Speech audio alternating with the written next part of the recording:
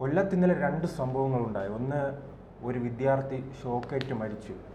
ആ ഷോക്കേറ്റ് മരിച്ചപ്പോൾ അവർക്ക് സഹായങ്ങളുമായി ഓടിയെത്തേണ്ട ഒരു മന്ത്രി മറുഭാഗത്ത് നൃത്തം ചെയ്യുകയാണ്, സൂംബ നൃത്തം ചെയ്യുകയാണ്. എന്തുകൊണ്ടായിരിക്കും ഇത്രയും നീചമായ പ്രവർത്തനങ്ങൾ കമ്മ്യൂണിസ്റ്റ് പാർട്ടിയുടെ ഭാഗത്തു നിന്നുണ്ടാകുന്നത്? അത് നാം മെഡിക്കൽ കോളേജിൽ കണ്ടിരുന്നു. മെഡിക്കൽ കോളേജിൽ ഒരു കെട്ടിടം ഇടിഞ്ഞു വീണ് ഒരു സ്ത്രീ അവിടെ ജീവന് വേണ്ടി പോരാടുമ്പോൾ ഇപ്പുറത്തെ ഈ രണ്ട് മന്ത്രിമാർ നിന്ന് പറയുകയാണ് അതിനുള്ളിൽ ആരുമില്ലെന്ന്. ഇത് തുടർ സംഭവങ്ങളാണല്ലോ. ഇതിനൊരു അവസാനം ഉണ്ടാകുമോ? ഇതിന് അവസാനം ഉണ്ടാകണമെങ്കിൽ ഈ സർക്കാരിനെ ജനം താഴെ ഇറക്കണം. അത് വരാൻ പോകുന്ന തെരഞ്ഞെടുപ്പിൽ ആണ് ജനം തീരുമാനിക്കേണ്ടത്. നമുക്കൊന്നും ചെയ്യാൻ സാധിക്കില്ല. ജനങ്ങളാണത് തീരുമാനിക്കേണ്ടത്.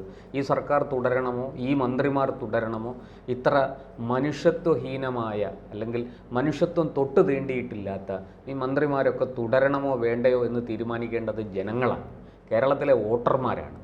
മാധ്യമങ്ങൾക്കൊന്നും അക്കാര്യത്തിൽ ഒന്നും ചെയ്യാനില്ല.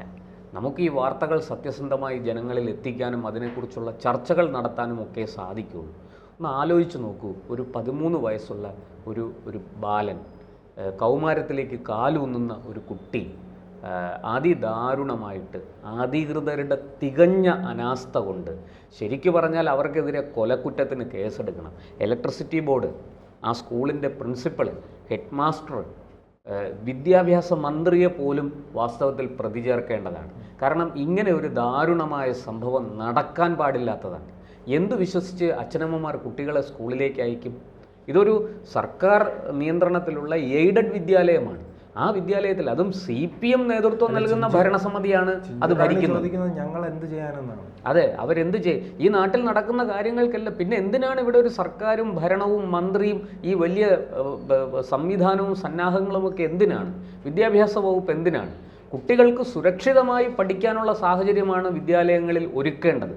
ആ ചുമതല നിർവഹിക്കേണ്ടവർ അത് ചെയ്യാതിരിക്കുമ്പോഴല്ലേ ഇത്തരം ദാരുണമായ സംഭവങ്ങൾ നടക്കുന്നത്. നോക്കൂ, ഒരു സ്കൂളിൻ്റെ ആ സ്കൂള് നിലനിൽക്കുന്ന ആ പ്രദേശത്തു കൂടി ഇത്തരത്തിലൊരു ഇലക്ട്രിക് ലൈൻ വലിക്കാൻ പാടില്ല എന്നുള്ള common sense, minimum common sense ഈ KSEB ഉദ്യോഗസ്ഥർക്ക് ഉണ്ടാകേണ്ടതല്ലേ? അവർ എന്തുകൊണ്ടത് ചെയ്തില്ല? എങ്കിൽ അതിന് അങ്ങനെ ഒരു ലൈൻ വലിക്കേണ്ടി വരുന്നു എങ്കിൽ അതിനൊരു ബദൽ മാർഗം എന്താണ് എന്ന് അവർ അന്വേഷിക്കണ്ടേ? ഈ കുട്ടി ഞാൻ പറയുന്നത് കുഞ്ഞിപ്പോൾ ഷെഡിൻ്റെ പുറത്ത് കയറി അതുകൊണ്ട് ഷോക്കേറ്റതാണെന്ന് മന്ത്രി വളരെ നിരുത്തരവാദപരമായിട്ടാണ് പറയുന്നത്. ഇത് അധ്യാപകരുടെ കുറ്റമല്ല, ഇലക്ട്രിസിറ്റി ബോർഡിൻ്റെ കുറ്റമല്ല, ആരുടെയും കുറ്റമല്ല. കുറ്റം ആരുടേതാണ്? ആ കുഞ്ഞു സ്വയം വരുത്തി വെച്ചതാണ്. അവൻ ആ ഷെഡിൻ്റെ മുകളിൽ കയറിയതാണ് ഈ അപകടത്തിന് കാരണം എന്ന് പറഞ്ഞ് ആ മന്ത്രി ആ പാർട്ടിയുടെ തന്നെ തൃപ്പൂണിത്തറയിലെ ഒരു ജില്ലാ വനിതാ സംഗമത്തിൽ പങ്കെടുക്കവെയാണ് ഇത് പറഞ്ഞ് നാക്ക് വായിലേക്ക് ഇടുകയും അടുത്ത നിമിഷം മന്ത്രി സൂംബ നൃത്തം ചവിട്ടുകയും ചെയ്യുകയാണ്. ഈ നോക്കൂ, എത്ര താനും കൂടി ഉൾപ്പെടുന്ന ഒരു ജില്ല, കൊല്ലം ജില്ലയുടെ ഏതാണ്ട് തെക്ക് കിഴക്ക് ഭാഗത്താണ് ചടയമംഗലം വരുന്നത്. അവിടുത്തെ ജനപ്രതിനിധിയാണ് ഈ മന്ത്രി. കുറച്ചകലെ വടക്ക് പടിഞ്ഞാറ് ഭാഗത്തുള്ള ഒരു മണ്ഡലമാണ് ചവറ. ആ ചവറയിലെ തേവലക്കര സ്കൂളിലാണ് ഈ ദാരുണമായ സംഭവം നടന്നത്. ഈ മന്ത്രിക്ക് ഉത്തരവാദിത്വമില്ലേ? അവർ കൂടി പ്രതിനിധാനം ചെയ്യുന്ന ജില്ലയല്ലേ കൊല്ലം ജില്ല? ആ ജില്ലയിൽ നിന്ന് തിരഞ്ഞെടുക്കപ്പെട്ട് മന്ത്രിയായ ഒരാൾ വളരെ നിരുത്തരവാദപരമായിട്ട് പറയുകയാണ് ഈ കുട്ടിയുടെ ഭാഗത്താണ് തെറ്റ്, ആ കുട്ടി ശ്രദ്ധിക്കാതെ എടുത്തു ചാടി സാഹസം കാണിച്ചു എന്നൊക്കെയാണ് ഇവരുടെ വ്യാഖ്യാനം. ഞാൻ പറഞ്ഞു വരുന്നത്, ഈ മന്ത്രിയെ സംബന്ധിച്ച് വളരെ എളുപ്പത്തിൽ ഇതിൽ നിന്ന് കൈകഴുകാം. പക്ഷെ നഷ്ടപ്പെട്ടത് ഒരു അച്ഛനും അമ്മയ്ക്കുമാണ്. ഒരു ഗ്രാമം മുഴുവൻ തേങ്ങുകയാണ്, അവർ നിലവിളിക്കുകയാണ്. ഒപ്പം പഠിച്ചിരുന്ന മറ്റൊരു കുട്ടിയുടെ ചെരുപ്പ് എടുക്കാൻ വേണ്ടിയിട്ടാണ്. ഇപ്പോൾ മന്ത്രി പറഞ്ഞതെന്ന് പറഞ്ഞാൽ ചെരുപ്പ് എറിഞ്ഞ് കളിച്ചു എന്നാണ്. കുട്ടികളാവുമ്പോൾ അതൊക്കെ ചെയ്യും. അവർ ചെരുപ്പെറിഞ്ഞ് കളിക്കും, ക്ലാസ്സിൽ ബോർഡ് മായ്ക്കുന്ന ഡസ്റ്റർ അങ്ങോട്ടും ഇങ്ങോട്ടും എറിഞ്ഞ് കളിക്കും. അതൊക്കെ കുട്ടികൾ, അവരുടെ ബാലചാബല്യമാണ്. കുട്ടികളെ അങ്ങനെയൊന്നും അല്ലെങ്കിൽ മറ്റേ കമ്മ്യൂണിസ്റ്റിന്റെ പ്രവർത്തകരുണ്ടല്ലോ, കൊടിസുനിയെ പോലുള്ള പ്രവർത്തകരെ പോലെ സ്കൂളിൽ വെട്ടിക്കളിക്കണം. അതെ. അപ്പോൾ അതാണോ മന്ത്രി ഉദ്ദേശിച്ചത്? എനിക്ക് മനസ്സിലാകുന്നില്ല. ഈ മുഹമ്മദ് 51 വെട്ടി ആൾക്കാരെ കൊല്ലുന്നതിനുള്ള കളിയാണ് സ്കൂളിൽ കളിക്കേണ്ടതെങ്കിൽ ശരി, അത് നമുക്ക് ബാലസംഘത്തിൽ കണ്ടിട്ടുണ്ടല്ലോ. അവിടെ ഒരു കൊലക്കേസിലെ പ്രതി തന്നെ ശ്രീജിത്ത് അവിടെ വന്ന് പറയുന്നത് അദ്ദേഹം സംസാരിക്കുകയാണ്. അതെ, ബാലസംഘത്തിൻ്റെ പരിപാടിയിൽ പിന്നെ ഒന്നിലധികം ക്രിമിനൽ കേസുകളിലെ പ്രതി, ഒരു കൊലക്കേസ് മാത്രമല്ല, ഒന്നിലധികം ക്രിമിനൽ കേസിലെ പ്രതി വന്ന് കുട്ടികൾക്ക് മാതൃകയായി ക്ലാസ് എടുക്കുകയാണ്. അപ്പോൾ അങ്ങനെയൊക്കെ ഉള്ളത് CPM-ൻ്റെ സംവിധാനത്തിൽ അതൊക്കെ നടക്കുമായിരിക്കാം, കമ്മ്യൂണിസ്റ്റ് പാർട്ടികളുടെ സംവിധാനത്തിൽ അതൊക്കെ നടക്കുമായിരിക്കാം. പക്ഷേ നമ്മൾ മനസ്സിലാക്കേണ്ടത്, ഒരു ഗ്രാമത്തിലെ ഒരു പാവപ്പെട്ട അച്ഛൻ്റെയും അമ്മയുടെയും മകൻ, ഈ അമ്മ വിദേശത്ത് വീട്ടുജോലിക്ക് പോയിരിക്കുകയാണ് ഈ കുഞ്ഞിനെ വളർത്താൻ, നല്ലൊരു വീട് വെക്കാൻ. ഒരു നല്ല വീട് പോലും അവർക്കില്ല, ചോർന്നൊലിക്കുന്ന ഒരു വീടാണ് എന്നാണ് മനസ്സിലാക്കുന്നത്. എന്തായാലും അങ്ങനെയൊക്കെയുള്ള അച്ഛൻ രാവിലെ ബൈക്കിൽ സ്കൂളിൽ കൊണ്ടുവന്ന് വിട്ടിട്ട് പോയതാണ്. കുറച്ച് കഴിഞ്ഞ് കേൾക്കുന്നത് മകൻ്റെ മരണ വാർത്തയാണ്. ഒരു അച്ഛൻ, ഒരു അമ്മ അതെങ്ങനെ സഹിക്കും? അതിനെയാണ്, ആ അച്ഛൻ്റെയും അമ്മയുടെയും തീരാ നോവിനെയാണ് ഈ മന്ത്രി വീണ്ടും കുത്തി പരിക്കേൽപ്പിക്കുന്നത്. അതിൽ നിന്ന് ചോര വാർന്നുകൊണ്ടിരിക്കുകയാണ്. ഒരു ദയാദാക്ഷിണ്യവും ഇല്ലാതെ ഈ മന്ത്രി ഇത്തരത്തിൽ സംസാരിച്ചിരിക്കുകയാണ്. അടിയന്തരമായിട്ട് എൻ്റെ അഭിപ്രായത്തിൽ മുഖ്യമന്ത്രി ഈ മന്ത്രിയോട് രാജി ആവശ്യപ്പെടണം, അവരെ മന്ത്രിസഭയിൽ നിന്ന് പുറത്താക്കണം.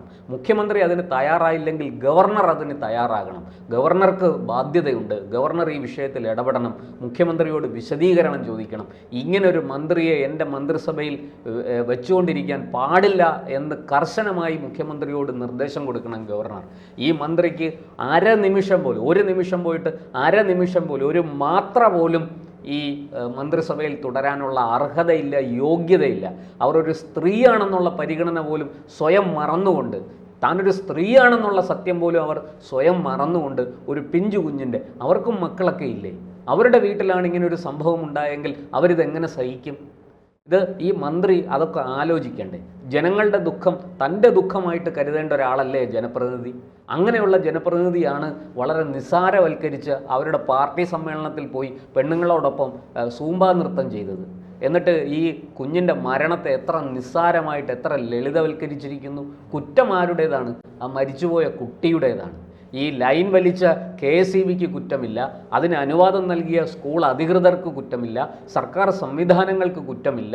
കുറ്റം ഈ കൂടെ പഠിച്ച ഒരു കുട്ടിയുടെ ചെരുപ്പ് ആ ഷെഡിന് മുകളിൽ വീണത് എടുക്കാൻ വേണ്ടി പോയ ഈ മരിച്ചുപോയ മിഥുൻ്റെ പുറത്താണ് ഇപ്പോൾ കുറ്റം. കുട്ടിയുടെ വീട് കണ്ടല്ലോ, അത് ആ കുട്ടിക്ക് തന്നെ അവർക്കൊരു ധാരണ ഉണ്ടല്ലോ, ചോദിക്കാനും പറയാനും ആരുമില്ല. അതെ, കാരണം പിണറായി പോലെ വിദേശത്തെത്തി ചികിത്സിക്കാൻ. ഇനി എനിക്കത് മനസ്സിലാകുന്നില്ല. ഈ മിഥുൻ എന്നുള്ള പേരിന്റെ സ്ഥാനത്ത് മറ്റു വല്ല പേരുകളുമായിരുന്നെങ്കിൽ ഇപ്പോൾ കേരളം മുഴുവൻ, അതെ, പിണറായി തന്നെ നേരിട്ടെത്തും. നമ്മൾ കണ്ടതാണ്, ഹരിയാനയിൽ ട്രെയിൻ യാത്രക്കിടയിൽ തർക്കമുണ്ടായി, ഒരു യുവാവിനെ സഹയാത്രികർ വഴക്കുണ്ടായി മർദ്ദിച്ചു കൊന്നു. ആ പോലീസ് കേസെടുത്ത് പ്രതികളെയൊക്കെ അറസ്റ്റ് ചെയ്തു. അവിടെ ഹരിയാനയിൽ ഓടിയെത്തി പിന്നെ 10 ലക്ഷം രൂപയാണ് ആ കുടുംബത്തിന് കേരളത്തിൻ്റെ മുഖ്യമന്ത്രി കൊടുത്തത്. ഈ കേരളത്തിൽ തന്നെ എത്ര പേർ ദാരുണമായിട്ട് കൊല്ലപ്പെടുന്നു നോക്കൂ. ഈ കോട്ടയത്ത് മെഡിക്കൽ കോളേജ് കെട്ടിടം തകർന്ന് വീണ് അതിൻ്റെ അടിയിൽപ്പെട്ട് ഒരു വീട്ടമ്മ ദാരുണമായിട്ട് നിസ്സഹായയായിട്ട് മരിച്ചു, അല്ലേ?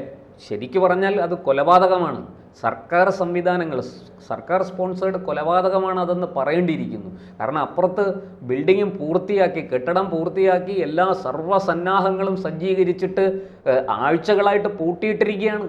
ആരോഗ്യമന്ത്രിക്ക് വന്ന് അതൊന്ന് തുറന്നു കൊടുക്കാൻ, ഒരു വിളക്ക് തെളിച്ചത് ഉദ്ഘാടനം ചെയ്യാനുള്ള സൗകര്യവും സമയവും കിട്ടിയില്ല.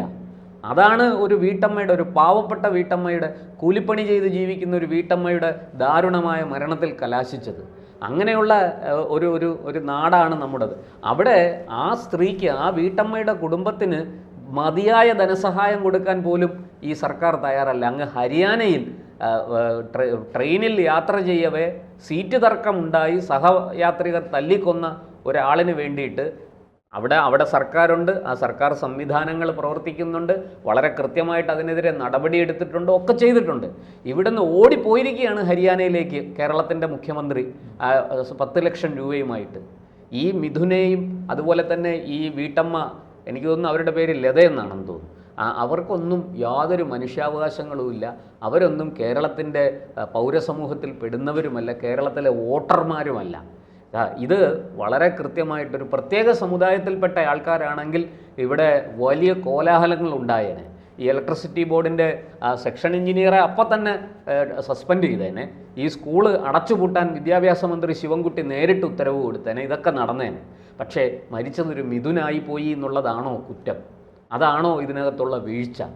ഈ മുഖ്യമന്ത്രി അടക്കമുള്ളവർ ഇതിന് മറുപടി പറയേണ്ടതാണ്. ഈ നാട്ടിൽ പ്രതിപക്ഷമുണ്ട് എന്ന് എനിക്ക് തോന്നുന്നില്ല. ഒരാളും ഇതിനെക്കുറിച്ച് മിണ്ടുന്നില്ല. ഒരു കൃത്യമായ ധനസഹായം ഉൾപ്പെടെ ആ കുടുംബത്തിന് കൊടുക്കണം. ഈ കുറ്റക്കാരായ ഉദ്യോഗസ്ഥർക്കെതിരെ കർശനമായ നടപടി സ്വീകരിക്കണം. ആ സ്കൂളിൻ്റെ NOC തന്നെ ക്യാൻസൽ ചെയ്യണം എന്നാണ് എൻ്റെ അഭിപ്രായം. എന്ന് മാത്രമല്ല, ഈ മന്ത്രിയെ അടിയന്തരമായിട്ട് മന്ത്രിസഭയിൽ നിന്ന് പുറത്താക്കണം. അവർക്ക് അരനിമിഷം പോലും, ഒരു മാത്ര പോലും അവിടെ തുടരാനുള്ള അർഹതയില്ല, യോഗ്യതയില്ല. അവർക്കെതിരെയും കേസെടുക്കണമെന്നാണ് ഈ അവസരത്തിൽ. കാരണം ഇത്രയും ദാരുണമായൊരു സംഭവത്തെ നിസ്സാരവൽക്കരിച്ച്, ലളിതവൽക്കരിച്ച് സൂംബ നൃത്തം ചവിട്ടാനുള്ള ആ മനസ്സുണ്ടല്ലോ, അത് കാണാതെ പോകരുത്. അങ്ങനെയുള്ളവരെ മന്ത്രിസഭയിൽ വെച്ച് പൊറുപ്പിക്കരുത്. മുഖ്യമന്ത്രിക്ക് ബുദ്ധിമുട്ടാണെങ്കിൽ ഗവർണർ ഇടപെടണം എന്നാണ് ഈ അവസരത്തിൽ കേരളത്തിൻ്റെ പൊതുസമൂഹം ആവശ്യപ്പെടുന്നത്.